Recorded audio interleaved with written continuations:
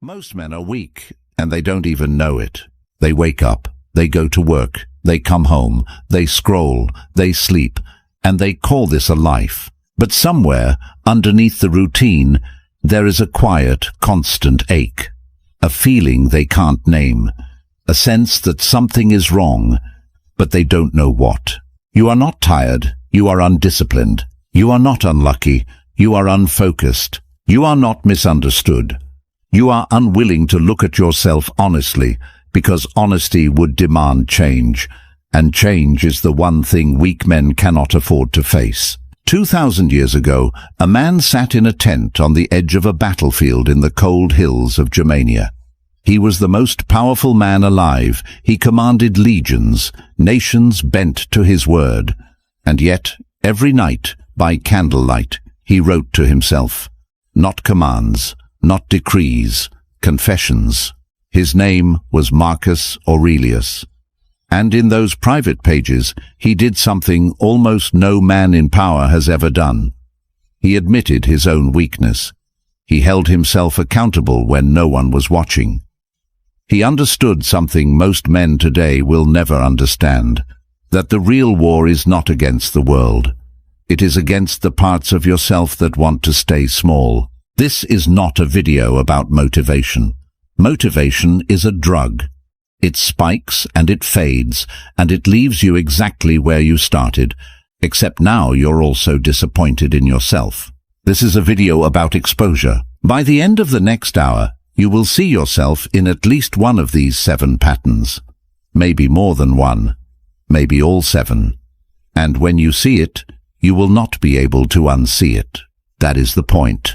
Weakness is not about strength in your arms or fear in a fight.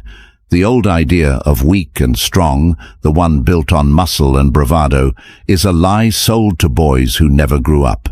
Real weakness is invisible. It lives in the small decisions.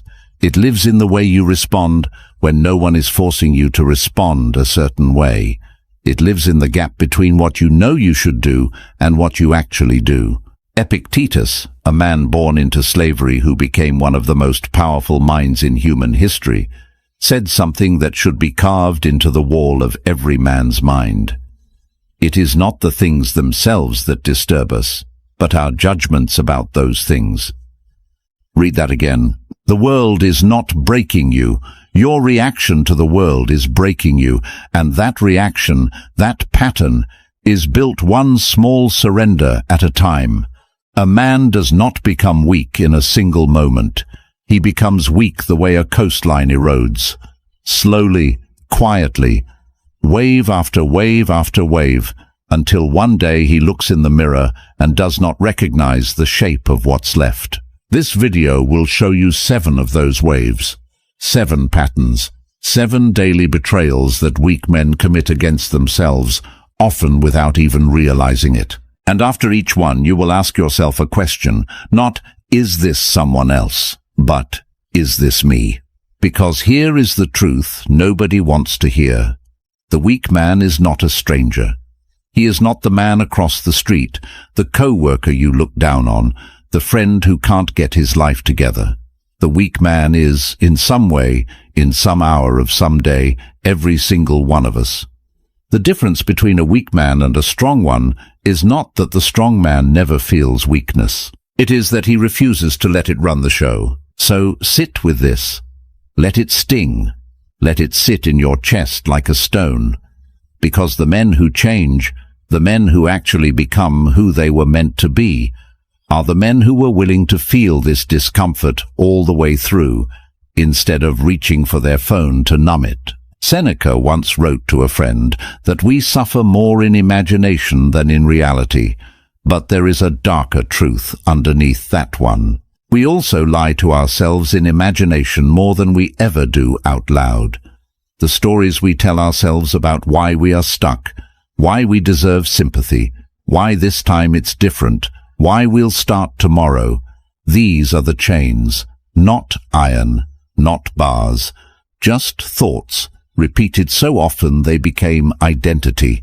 Let's break them, one at a time. Here are the 7 things weak men always do.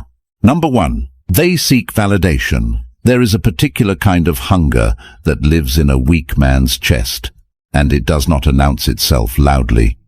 It does not feel like hunger at all. It feels like ambition. It feels like connection. It feels like simply wanting to be liked, which seems harmless enough, until you realize how much of his life he has handed over to people who will never love him as much as he needs them to. The weak man checks how a room reacted to him before he decides how he feels about himself. He cannot finish a thought, a decision, an action, without first asking, silently, desperately, did that look good? Did they approve? He performs his own life instead of living it. Every choice runs through an invisible audience in his head, and that audience holds the only vote that counts. This is not vanity. Vanity would almost be easier to fix. This is something more corrosive. It is a man who has outsourced his sense of self to people who were never asked to hold it, and who, more often than not, do not even care. Consider Marcus Aurelius again, but not as emperor. Consider him as a boy. Raised in a court where every gesture was watched, every word measured for political consequence, surrounded from birth by people whose approval could elevate or destroy him. He could have become a man entirely shaped by other people's opinions, a puppet performing power instead of holding it. Instead, he wrote, in the privacy of his own journal, a reminder meant for no audience but himself. Waste no more time arguing about what a good man should be. Be one. Notice what he did not write. He did not write, convince others you are good. He did not write, perform goodness so it is seen and praised. He wrote, be one. The entire weight of his philosophy rests on that distinction. Action over appearance, substance over spectacle. Now picture the opposite. Picture a man scrolling through his phone at 1 a.m, watching the numbers under his last post, refreshing, feeling his mood rise and fall with strangers' thumbs. He has built nothing. He has simply broadcast himself, waiting for the world to tell him he matters.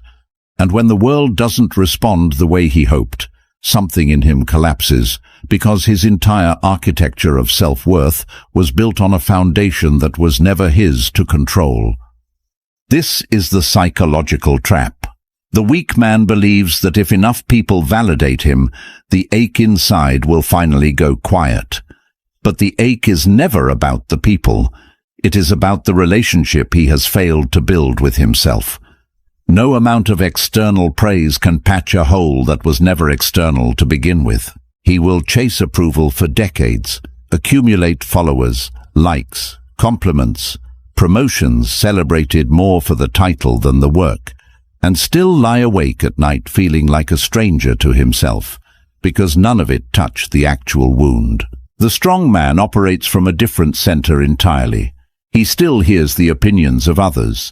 He is not a stone, but he does not need them to feel solid.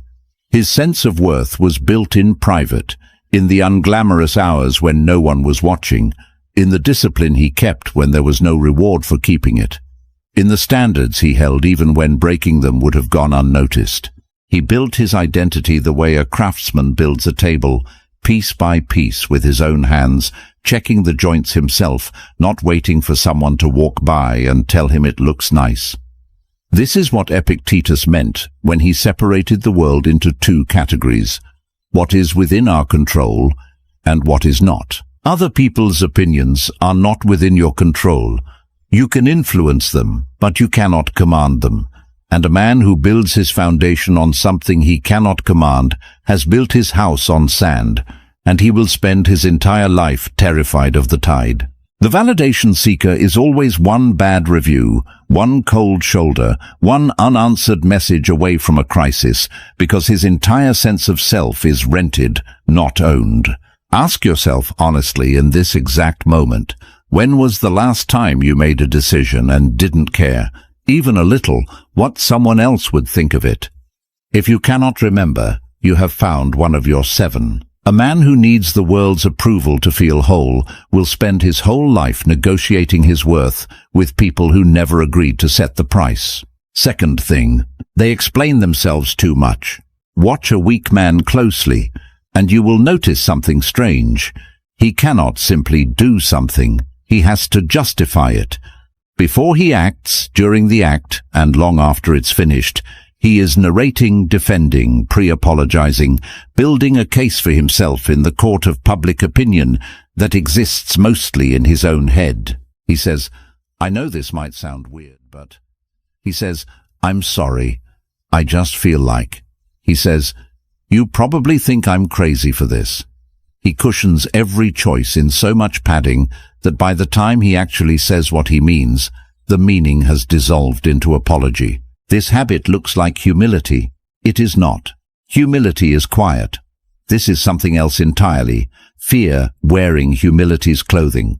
The weak man explains himself excessively because some part of him does not believe he has the right to simply exist as he is, to want what he wants, to choose what he chooses, without first earning permission from everyone in the room. Picture a man at a family dinner who has decided to leave a stable but soul-crushing job to start something of his own. Watch him try to tell his family. He doesn't say it. He builds an elaborate legal defense around it.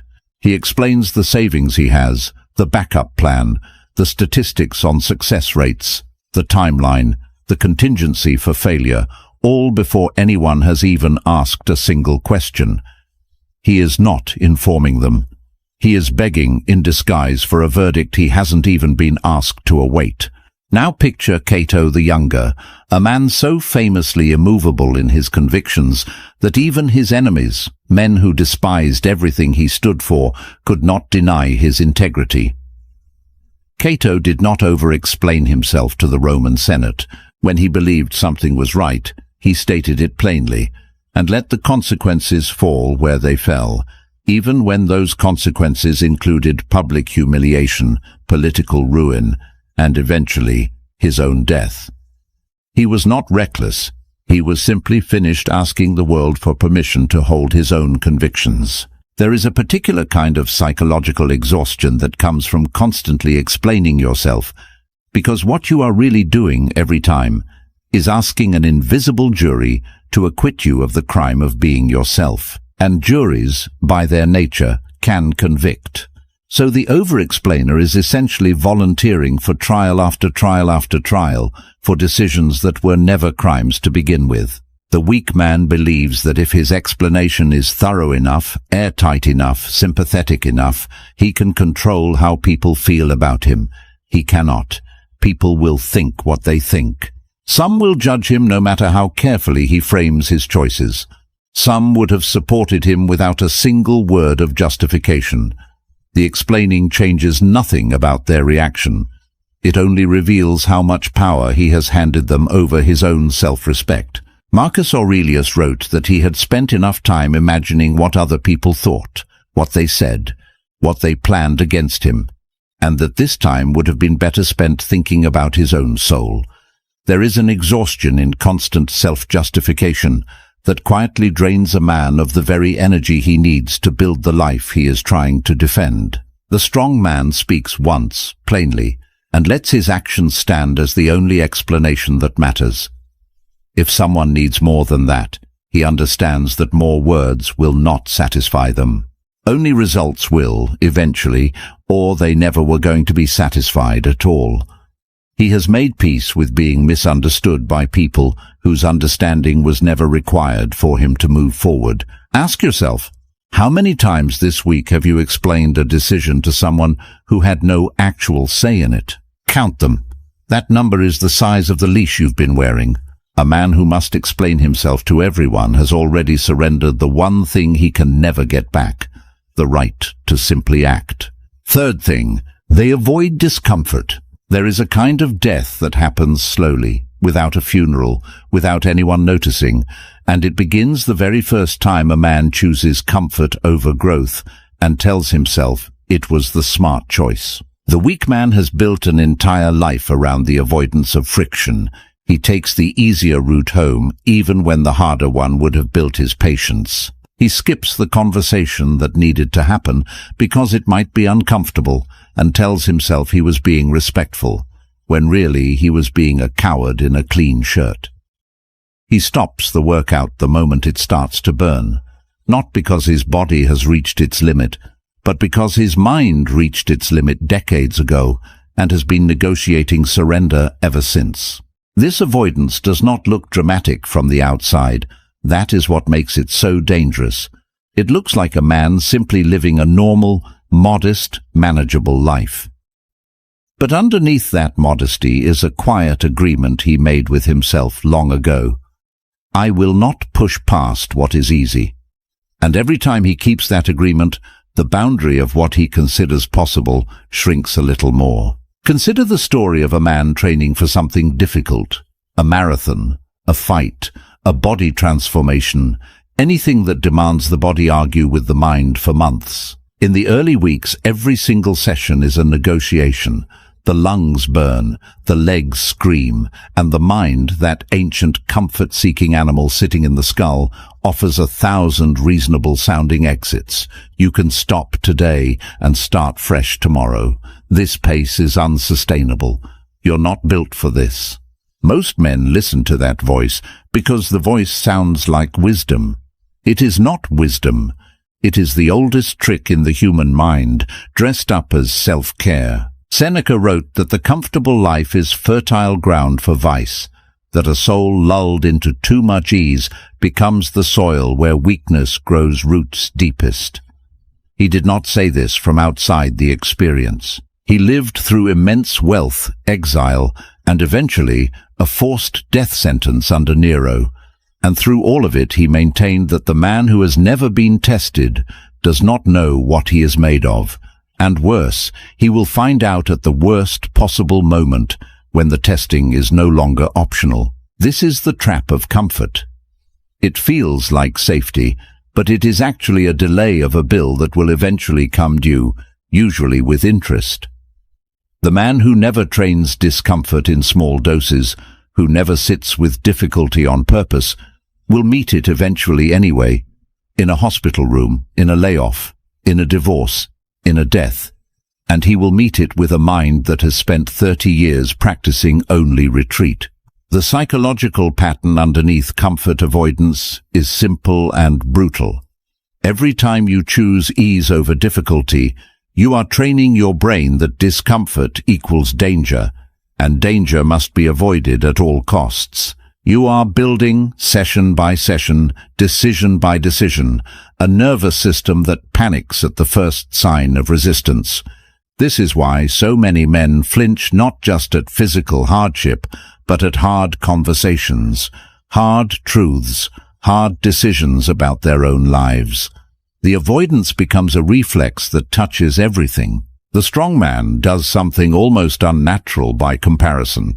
He seeks out discomfort deliberately, not because he enjoys suffering, but because he understands that comfort and growth cannot occupy the same room at the same time. He takes the cold shower, not because it feels good in the moment, but because the moment he steps in is the moment his mind tries to negotiate, and the moment he stays is the moment he proves to himself, not to anyone watching, that his decisions are no longer hostage to his impulses. This is what the Stoics called training the will, not training the body for show, but training the part of the mind that decides whether to stop or continue, because that part of the mind, once strengthened, applies itself to every domain of life. The man who can sit through one more uncomfortable minute in the gym becomes the man who can sit through one more uncomfortable minute in a negotiation, in a confrontation, in a moment of grief. Ask yourself,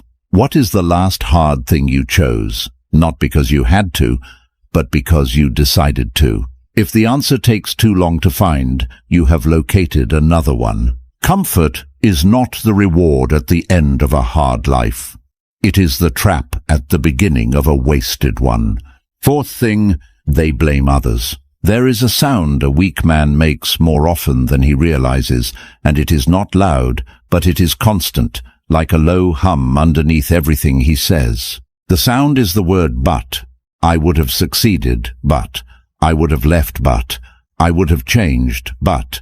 And after that but comes a name, a circumstance, a system, a person who is not in the room to defend themselves, because blame always speaks loudest to an empty chair. Blame is seductive because it offers something validation and discomfort. Avoidance cannot. It offers innocence. If the failure belongs to someone else, the weak man never has to face the unbearable possibility that the failure belongs to him.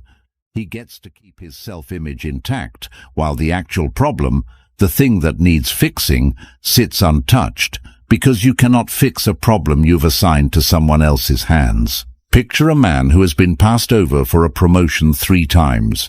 Each time he has a story ready. The manager is biased. The company plays favorites.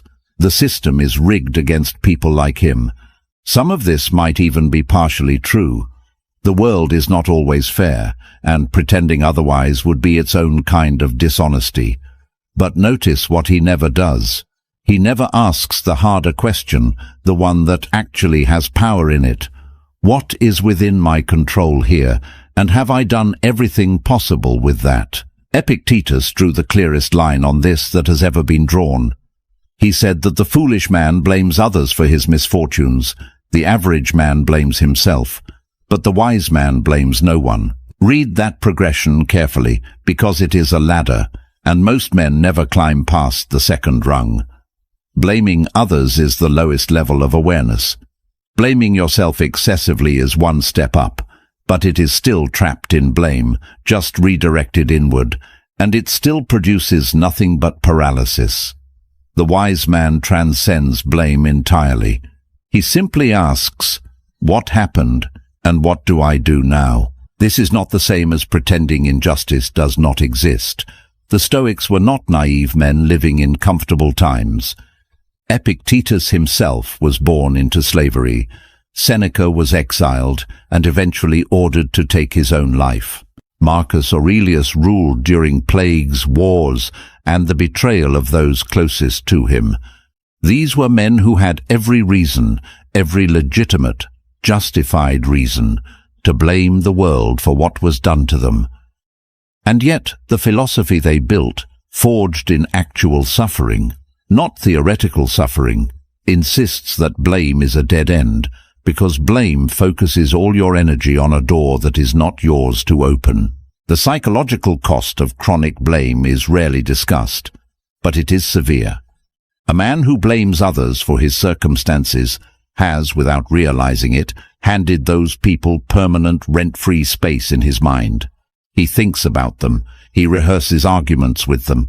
He carries resentment that does nothing to them and everything to him, like drinking poison and waiting for the other person to suffer. There is a particular kind of bitterness in men who have blamed for so long that it has become their personality, their conversation topic, their identity. They are still, in their own minds, 20 years old, wronged by a parent, a partner, a boss, a betrayal, and every year that passes without addressing it does not heal the wound. It just makes the wound the loudest room in the house.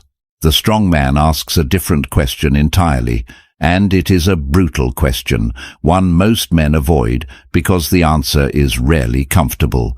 Even if this was unfair, even if I did not deserve this, what is the next right action available to me? He does not deny injustice. He simply refuses to let injustice become the architecture of his identity. He takes what is his to take responsibility for, and he releases what is not because releasing it is easy, but because holding on to it costs more than it could ever give back. Marcus Aurelius wrote that the impediment to action advances action, that what stands in the way becomes the way. This is not motivational poster language. It is a complete reversal of how most men process obstacles. The obstacle is not proof that you should stop.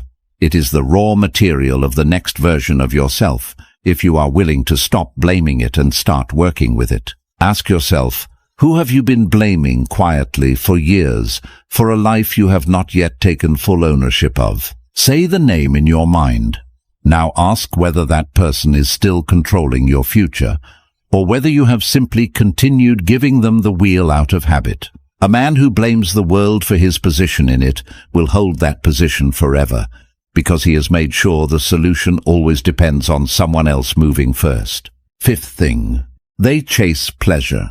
There is a particular silence that follows pleasure, after the food, after the scrolling, after the drink, after the noise, a silence that the weak man cannot tolerate, and so he fills it immediately with the next hit of stimulation, because in that silence lives a question he has been running from for years. Is this actually who I want to be? The chasing of pleasure is rarely about the pleasure itself. It is about anesthesia. A man who structures his evenings around food he doesn't need, content he doesn't remember the next day, substances that quiet his mind instead of sharpening it, is not pursuing joy. He is administering a sedative to a problem that sedation cannot solve. And because the relief is real, even if temporary, he mistakes the silencing of discomfort for the absence of a problem. Picture a man who comes home from a day that left him feeling small, unseen, unimportant. He does not sit with that feeling. He cannot.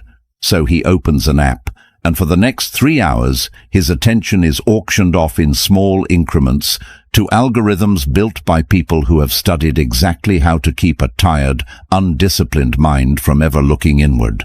He goes to bed having felt nothing real all evening, having processed nothing, having grown nowhere, and tomorrow the same feeling of smallness will be waiting for him, untouched, slightly larger, because he fed everything except the actual hunger. Seneca, writing to a friend named Lucilius, described pleasure-chasing men with a kind of clinical pity.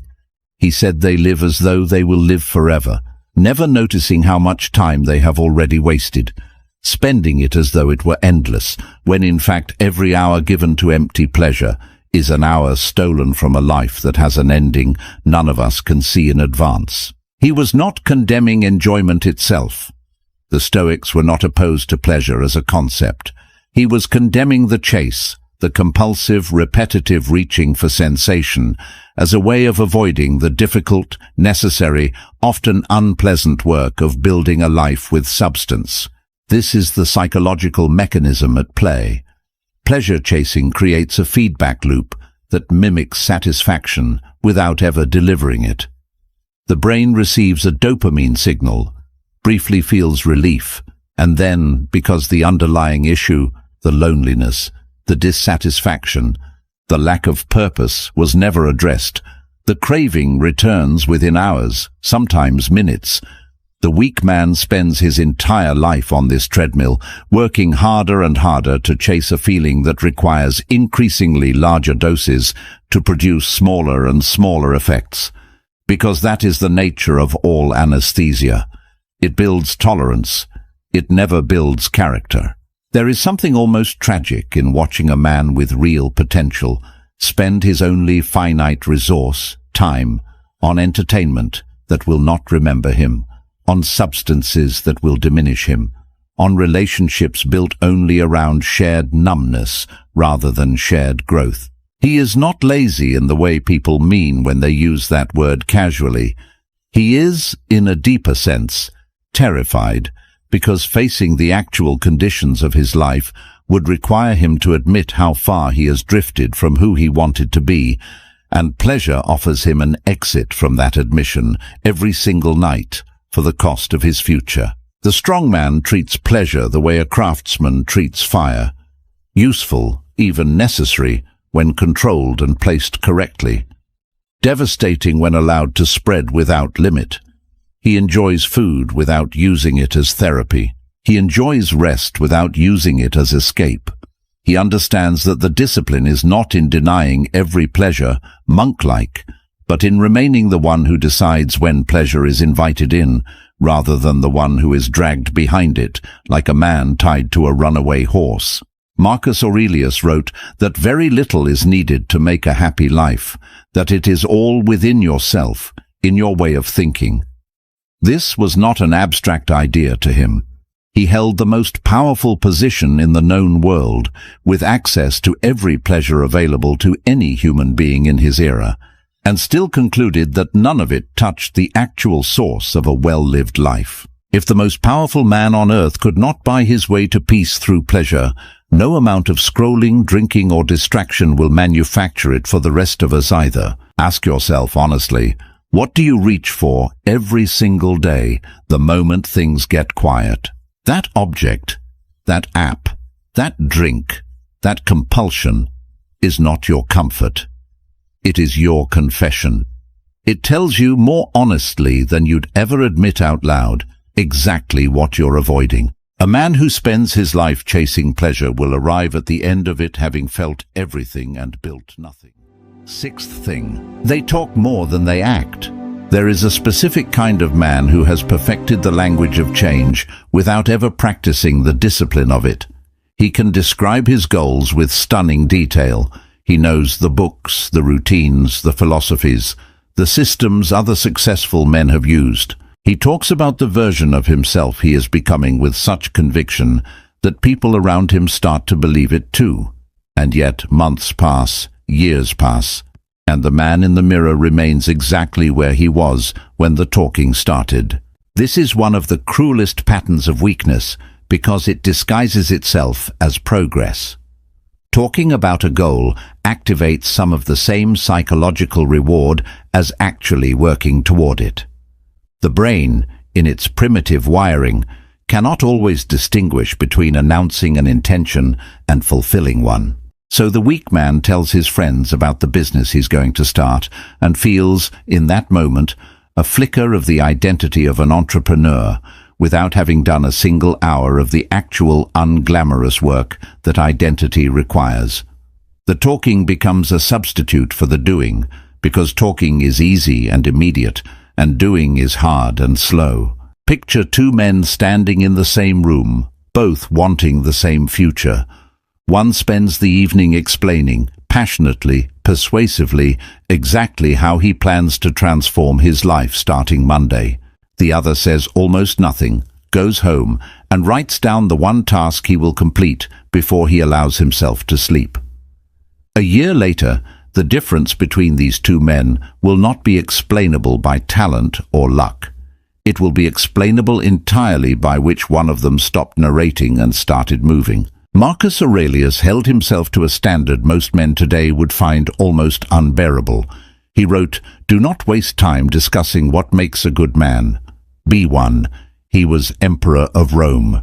He had every excuse to philosophize endlessly about virtue from a throne, surrounded by people who would have applauded every word. Instead, his private journal, the one document we have that shows what he actually believed when no one was listening, is filled almost entirely with reminders to himself about action. Get up in the morning even when it's hard. Do the work in front of you. Stop waiting to feel ready. There is a particular trap inside excessive talking, and it is this. Every time a man describes his future plans to an audience, he receives a small social reward, a nod, a compliment, a moment of being seen as ambitious or driven. That reward, small as it is, can quietly satisfy enough of the craving for accomplishment that the actual accomplishment starts to feel less urgent. Psychologists have observed this exact phenomenon.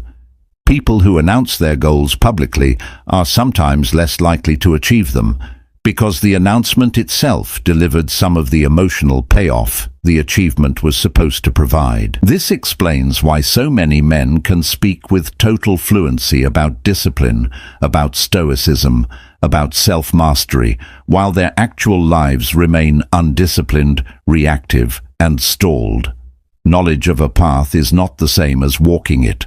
A man can recite every principle Epictetus ever wrote and still flinch at the first uncomfortable phone call he needs to make.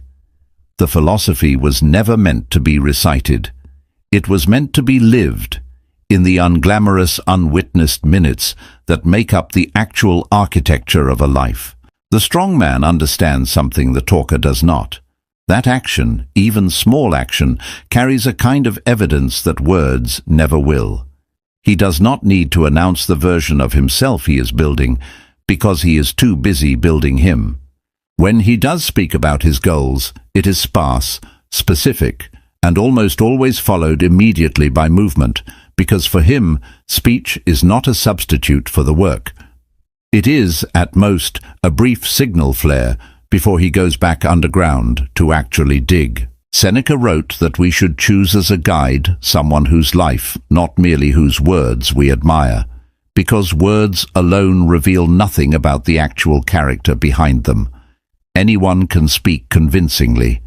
Far fewer can act consistently.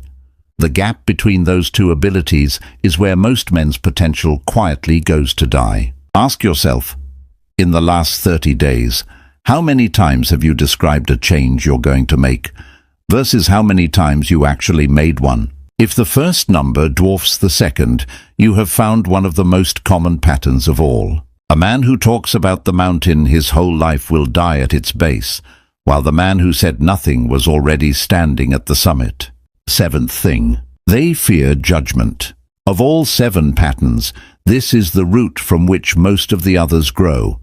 Underneath the validation-seeking, underneath the over-explaining, underneath even some of the pleasure-chasing, sits a single ancient fear, the fear of being seen, judged, and found lacking. It is in many ways the oldest fear a human being can carry, older than the fear of death itself, because being cast out of the group once meant death for thousands of years of human history, and the nervous system has not forgotten that lesson, even though the stakes have changed completely. The weak man organizes his entire life around the avoidance of this exposure. He does not start the business because if it fails, people will see. He does not ask the question in the meeting because if it sounds foolish, people will notice. He does not pursue the woman, the opportunity, the bold and uncertain path, because the possibility of public failure feels more unbearable than the certainty of private stagnation. He would rather fail quietly, in a way no one witnesses, than risk failing loudly, in a way everyone does. This fear is rarely named out loud, because naming it requires the very exposure it's trying to avoid. So instead, it disguises itself as practicality. He calls it being realistic. He calls it knowing his place. He calls it not wanting to make a fool of himself. But underneath every one of those phrases is the same trembling question. What will they think of me if this doesn't work? Consider the story, often told, of Diogenes, the philosopher who lived with almost nothing, who slept in a barrel, who walked through the busiest marketplace of Athens at midday carrying a lit lamp, telling anyone who asked that he was searching for an honest man. He was mocked constantly. Children threw things at him. Wealthy men sneered as they passed. And Diogenes did something almost incomprehensible to a man ruled by fear of judgment.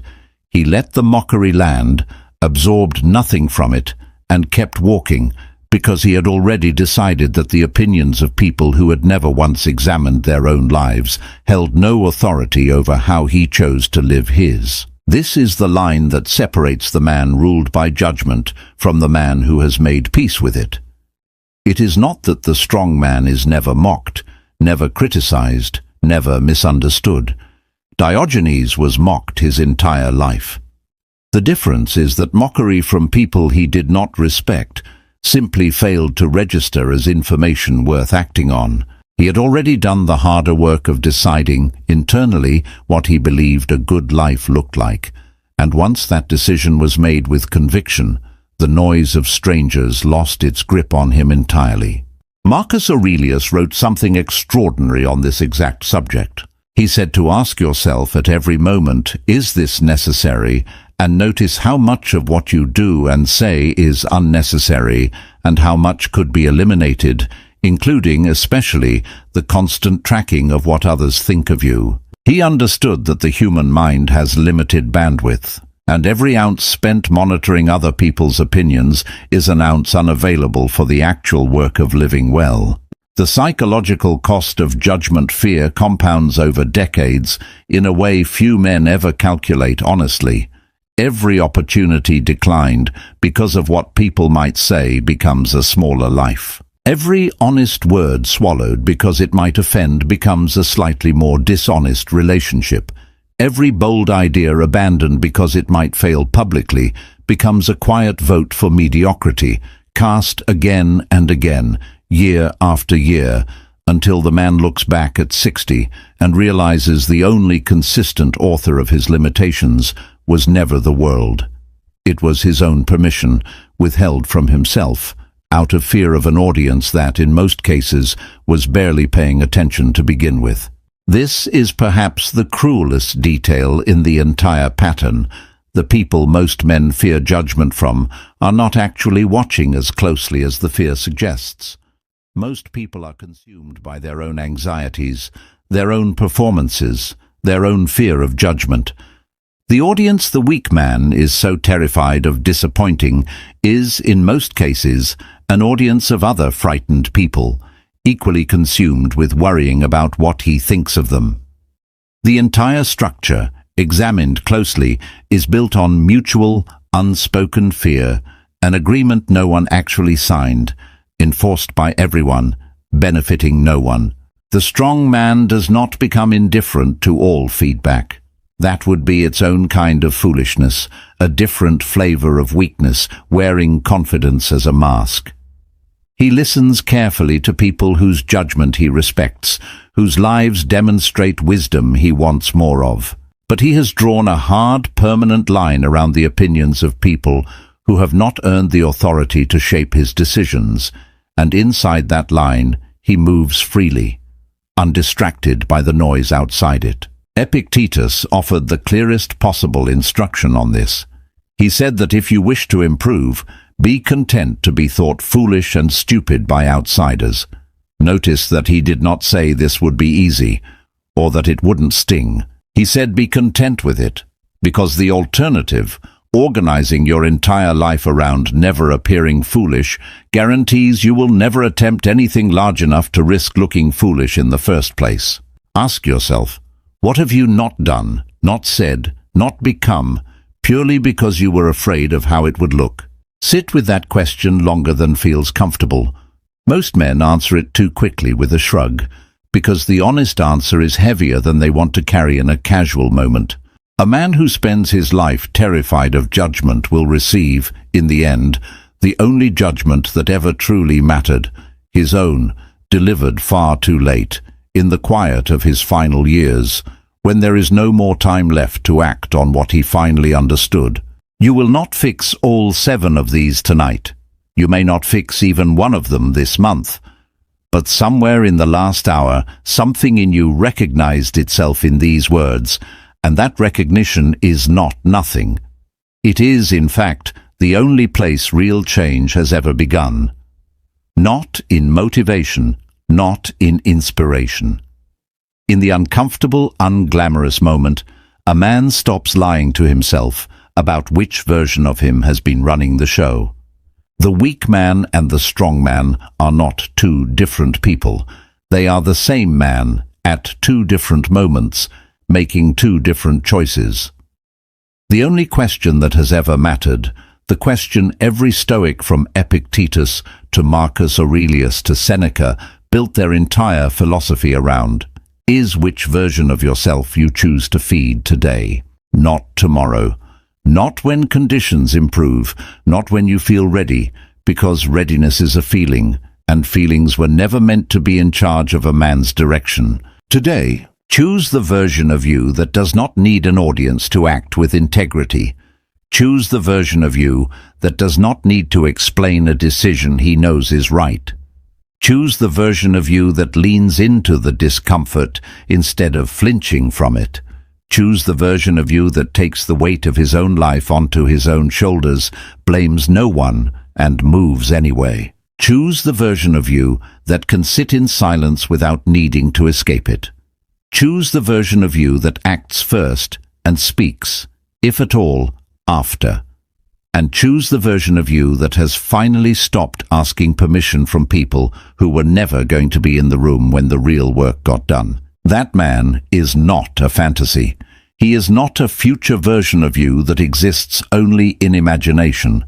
He is available right now, in the next decision you make after this video ends, in the next 5 minutes, in the choice between picking up your phone or picking up the work you've been avoiding.